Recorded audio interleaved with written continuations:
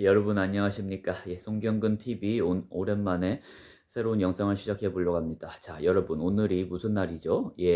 대한민국 국민이라면 다 아실 만한 이제 106주년 그 3.1 운동 106주년입니다. 그래서 오늘은 3.1 운동에 대한 이야기를 잠깐 나눠보려고 합니다.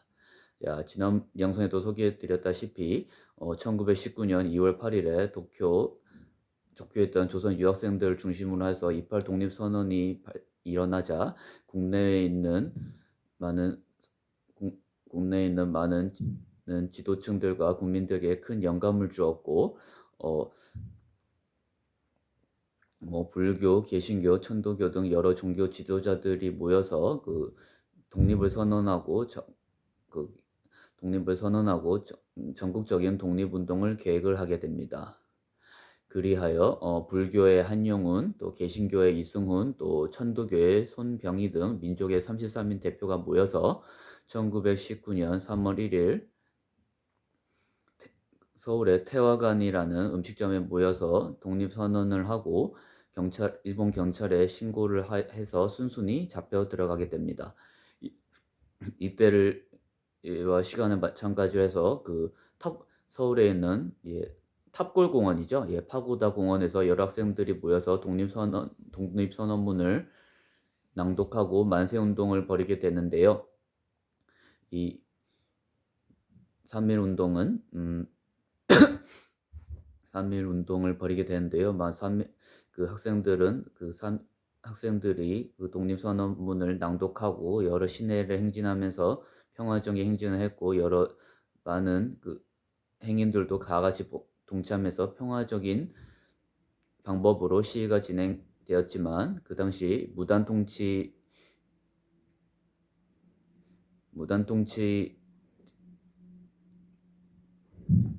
하고 있던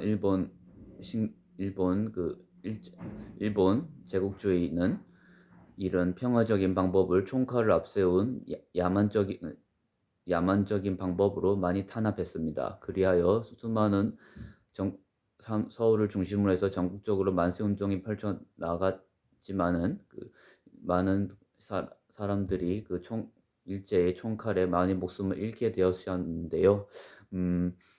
약간 가슴 아픈 얘기지만 한 가지 대표적인 사례를 소개하자면 수원 제암리 사건이라고 있습니다. 수원의 제암리 동네에 한 일본 헌병대가 딱 무리들이 타고 와서 알릴사항이 있으니 제암리에 있는 교회 예배당에 모이라고 딱 통보를 하였습니다. 제암리 주민들이 교회 앞에 모이자 일본 헌병들은 교회 안에 다 들어가도록 한 후 주민들이 다 들어가자 교회 문을 못 박았습니다. 그리고 무차별 총격을 가하게 되죠. 어떤 한 어머니가 자신은 죽더라도 이 아들만은 살려달라고 애원했지만 일본 경찰은 무정하게도 이 아기를 칼로 찔려서 죽이는 만행을 저질렀습니다. 한바탕 총격이 끝나고 나자 일본 헌병들은 증거를 없애기 위해서 교회당에 불을 질렀고, 총탄을 피해간 사람들도 결국은 교회 안에서 불타는 화마 속에서 목숨을 잃게 되셨습니다. 그리고 이후 일본 헌병들은 교회당을 불태운 것도 모자라서 제암리 주변에 제암리 민가들 다 불태우고 나서 다 사라졌는데요. 수원 제암리 사건은 3.1 운동 당시 일본의 야만적인 진압 방식을 보여주는 하나의 사례라고 말씀드릴 수 있을 것 같습니다. 아무튼 이런 총칼을 앞세운 야만적인 방법으로 일제는 3.1 운동을 탄압했지만 만세운동은 점점 더 거세졌고, 이런 우리 조선 식민지인들의 그런 반응에 놀란 일제는 이듬해 1920년 무단 통치에서 문화 통치로 집단 통치 방식을 바꾸고 친일파 양성 등 회유하는 방식으로 통치 노선을 바꾸게 됩니다.